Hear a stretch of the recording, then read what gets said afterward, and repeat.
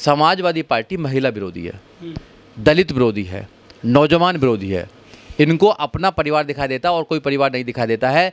Vote लेंगे दलितों से, वोट लेंगे मुसलमानों से, मगर ना तो मुसलमानों की बात करेंगे ना दलितों की बात करेंगे।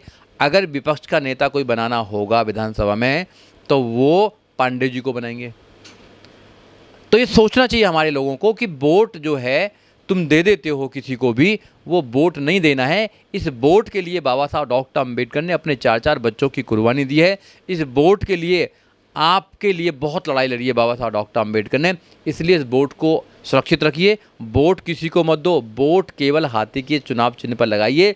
एकमात्र पार्टी हमारी बहुजन समाज पार्टी है जो आपका उद्धार कर सकती है, आपके बच्चों का कल्याण कर सकती है, इस देश में समतामूलक समाज की स्थापना कर सकती है, इस देश में संविधान को स्थापित कर सकती है, इस देश में समता, स्वतंत्रता, न्याय, बंधुता पर आधारित समाज बना सकती है।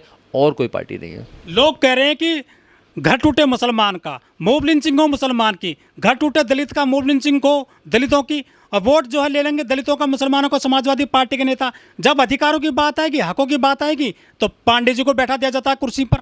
माता प्रसाद पांडे कुर्सी पर बैठाए गए हैं तो ये तो जो समाजवादी पार्टी उनके नेताओं से पूछना चाहिए जिन्होंने वोट दिया है। जो हमारे लोग वकालत कर रहे थे कि भाई नहीं अब की बात तो समाजवादी पार्टी को दे दो, एनडीए को दे दीजिए, पीडीए बना लिया है। अब उनको पूछना चाहिए कि भाई जब पीडीए में फ़ायदा की बात होती है, जब बेनिफिट की बात होती है तो पांडे जी को मिलता है और किसी को मिलता है, तुम नहीं मिलते भैया, तुमको नहीं मिलता है। तुम तो ठगे जाते हो, केवल वोट बैंक हो तुम और कुछ नहीं हो। तुम्हारे लोगों को जेल में डाल दिया जाता है, डाल दिया ना, मुसलमानों को जेल में डाल दिया गया। अभी जो रामपुर से हैं, जो रामपुर से सांसद आजम खान, उनको जेल में डाला गया, मगर समाजवादी पार्टी चुप रही। दलितों पर अत्याचार हो रहे हैं, समाजवादी पार्टी चुप रहती है। प्रमोशन में रिजर्वेशन बिल होता है, समाजवादी पार्टी फाड़ती है उसको। महिलाओं के ऊपर स्टेटमेंट है अखिलेश यादव जी के पिताजी का, मुलायम सिंह यादव जी का, कि भाई बच्चों से गलती हो जाती है तो क्या उनको फांसी पे चढ़ाओगे। तो जब ऐसी मानसिकता की पार्टियों को आप अगर सत्ता में लेकर आओगे तो आपका हाल यही होने वाला है। दिल्ली में देख लीजिए आप, दिल्ली में वोट देगा वाल्मीकि और जाटव समाज आम आदमी पार्टी को, झाड़ू उठाएगा सर पे वाल्मीकि समाज और जाटव समाज।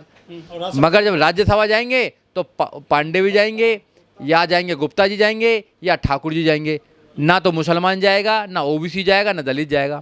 तो आपको समझना पड़ेगा ये वाली बात। तो अपनी वोटों से देकर उनको ताकतवर बनाने वाले लोग आप हो, तो आपके रिजर्वेशन को भी ख़त्म करेंगे, आपके अधिकारों को ख़त्म करेंगे, आपके संविधान को ख़त्म करेंगे, आपकी पूरी विरासत को, आपके अस्तित्व को ख़त्म करेंगे लोग। नमस्कार, मैं ओमदेव। आज हम हैं दिल्ली में, हमारे साथ हैं सुजीत सम्राट जी। सुजीत सम्राट जी सुप्रीम कोर्ट में एडवोकेट हैं। सम्राट जी, अब आपकी बात विधानसभा में पांडे जी रखेंगे। समाजवादी पार्टी के नेता माता प्रसाद पांडे को समाजवादी पार्टी ने नेता प्रतिपक्ष बनाया है विधानसभा में, क्या कहना चाहोगे? ये तो उन लोगों को पूछना चाहिए जो 2024 में संविधान बचाने के लिए अखिलेश यादव और राहुल गांधी के साथ में थे, पीडीएफ का नारा दे रहे थे। ना तो कोई मुसलमान को बनाया, ना कोई दलित को बनाया। हम पहले दिन से कहते आ रहे हैं, ये जितने भी लोग हैं, ये समाजवादी पार्टी हो, कांग्रेस हो, बीजेपी हो, ये दलित विरोधी हैं, ये महिला विरोधी हैं। 2024 के लोकसभा चुनाव में राहुल गांधी और अखिलेश यादव ने बाबा साहब को सर पर उठाया था, कहा था हमें वोट दीजिए, हम आरक्षण बचाएंगे, हम दलितों को बचाएंगे, मुसलमानों को बचाएंगे। लेकिन राहुल गांधी जब सदन पहुंचे तो उसकी फोटो दिखा रहे थे शिव जी की, और यहाँ पर जो पांडे जी को बैठा दिया अखिलेश यादव ने अपने सिर पर। देखिए, ये जो हैं वोटिंग के लिए कुछ भी कर सकते हैं। नरेंद्र मोदी जी वोटिंग के लिए दलितों के पैर धोकर पी सकते हैं। राहुल गांधी संविधान को सर पर रख सकते हैं, बाबा साहब डॉक्टर अम्बेडकर को सर पर रख सकते हैं, दलितों की बात कर सकते हैं, मगर हकीकत में ऐसा नहीं है। हकीकत में जहाँ जहाँ भी इनकी सरकार है, दलितों की ये जितनी ज़्यादा संविधान बचा रहे थे अखिलेश और राहुल गांधी सर, जितना परेशान कर सकते हैं, उनके खिलाफ जितना काम कर सकते हैं, उतना ज़्यादा इनकी सरकारें काम करती है। ये शुरू से ही कांग्रेस करती आई है और बीजेपी अब कर रही है। बीजेपी तो इस देश में दलितों को ख़त्म करना चाहती है। जो दलित बढ़ रहे हैं ना, SC SC जो बढ़ रहे हैं, अम्बेडकरवादी जो लोग इसमें टक्कर ले रहे हैं, तो अम्बेडकरवादी लोगों की वजह से ये लोग बचे हुए हैं। अगर अम्बेडकरवादी लोग ना हों इस देश के अंदर तो ये लोग संविधान को कब का ख़त्म कर देते। अम्बेडकरवादी लोग संघर्षशाली लोग हैं। अम्बेडकरवादी लोग सड़क से लेकर संसद तक का बात करते हैं। अम्बेडकरवादी लोग हर ऑफिस में, हर डिपार्टमेंट में जाकर लड़ाई लड़ने का काम कर रहे हैं। कोर्ट हो, कचहरी हो, दफ्तर हो, कहीं भी हो, वो अपनी बात को रखने का काम करते हैं।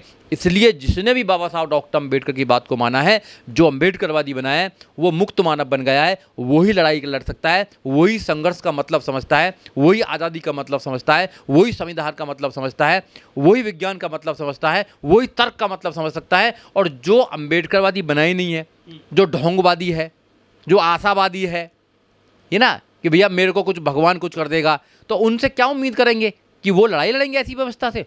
ऐसे लोगों से लड़ाई लड़ेंगे? वो तो जिधर भी देखते हैं उधर ही चले जाते हैं।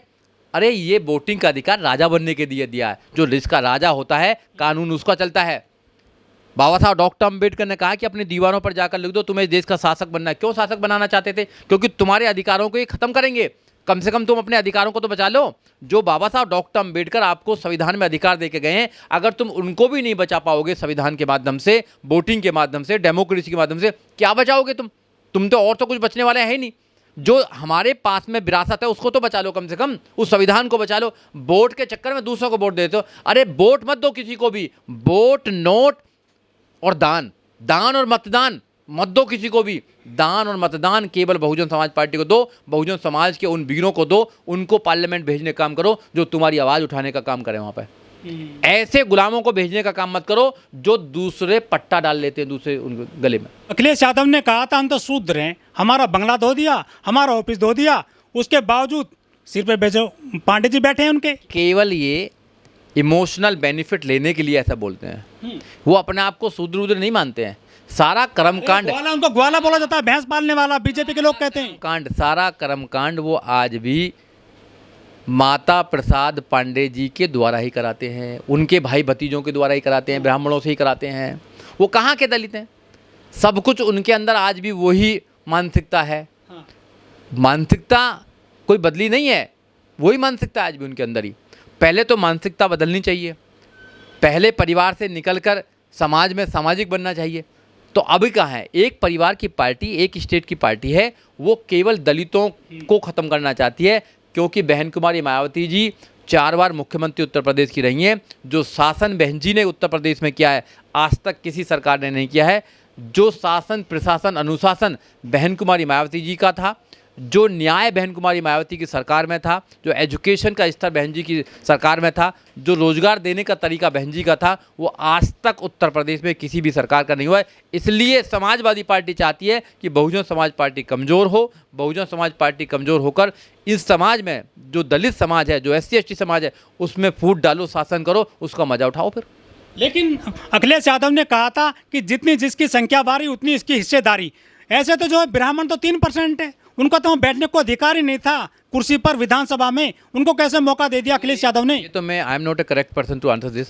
मैं तो करेक्ट आंसर नहीं, पर्सन नहीं हूँ उसका आंसर देने के लिए। ये तो अखिलेश यादव भी कहेंगे। धोखा दे रहे हैं फिर SC ST OBC को? बिल्कुल धोखा दे रहे हैं। उन लोगों को पूछना चाहिए जो PDA का जो वो है, PDA का जो गठबंधन है, उसको सर पर उठाए ले घूम रहे हैं, उनको पूछना चाहिए।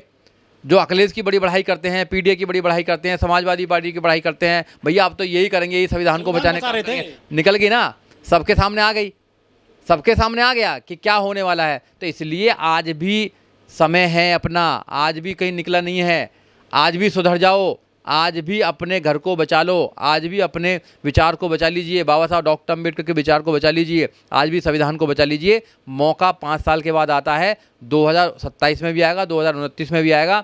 कहीं मत जाओ, तुम्हारी केवल अगर मान सम्मान है तो अपनी पार्टी बहुजन समाज पार्टी में, और कहीं भी तुम्हारा मान सम्मान नहीं है।